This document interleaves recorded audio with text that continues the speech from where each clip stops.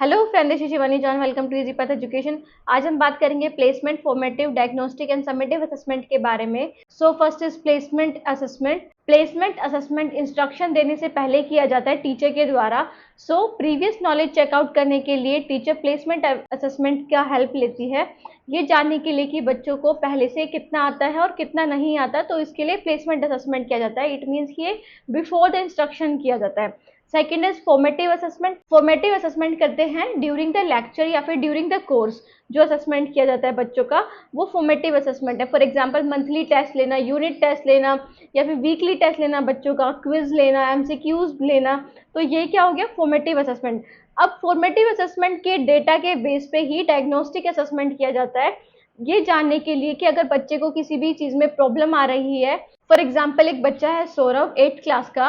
Teacher देख रही है कि उसकी परफॉर्मेंस है एग्जाम्स में, जो वो फॉर्मेटिव असेसमेंट ले रही है, फिर मंथली या फिर वीकली टेस्ट में हर बार घटती जा रही है।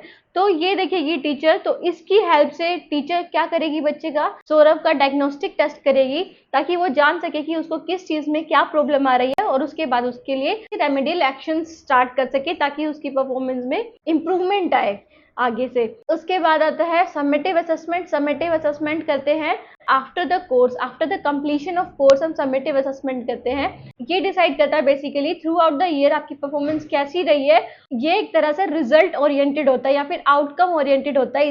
इससे हम बच्चे की जो इम्प्रूवमेंट है वो नहीं कर सकते, ये रिजल्ट ओरिएंटेड होता है। इसमें सिर्फ रिजल्ट बता सकते हैं और बच्चों को प्रमोट करते हैं समेटिव असेसमेंट की हेल्प से उनके नेक्स्ट क्लास में। सो समेटिव असेसमेंट किया जाता है at the end of the course. For example आपके एनुअली एग्जाम्स हो गए, उसके बाद आपको प्रमोट किया कर दिया जाता है नेक्स्ट क्लासेस में। और इसके लिए बेसिक कीवर्ड है सर्टिफिकेशन।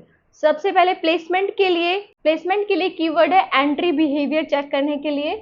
डायग्नोस्टिक के लिए कीवर्ड है कि लर्निंग डिफिकल्टीज को चेक करने के लिए डायग्नोस्टिक असेसमेंट किया जाता है। और सबसे पहले फॉर्मेटिव असेसमेंट की बात की गई थी माइकल स्क्रीवन के द्वारा इन 1967।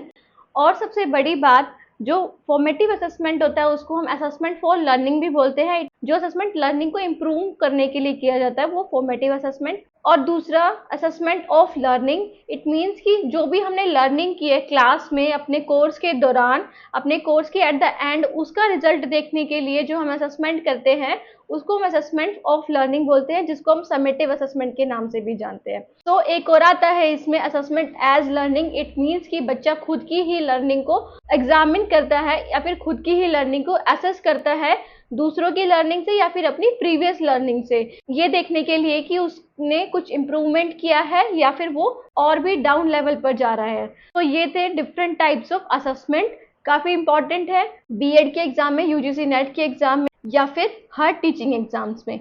So very interesting and very confusing topic भी बोल सकते हैं इसे। प्रिपेयर करके जाइएगा इसको अपने एग्जाम के लिए।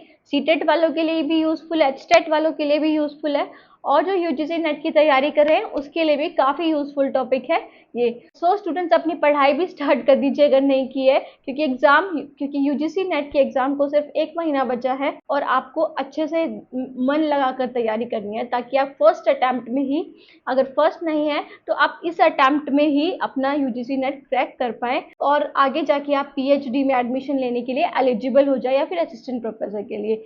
सो स्टूडेंट कमेंट करके ज़रूर बताइएगा, अगर कोई कंफ्यूजन है तो वो भी बता दीजिएगा।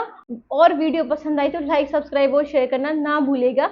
और इस चैनल को शेयर भी करना अपने दोस्तों के साथ ज़्यादा से ज़्यादा, ताकि मुझे भी मोटिवेशन मिलती रहे टाइम टू टाइम और आपके पास ऐसे ही वीडियो कंटिन्यू में आती रहे।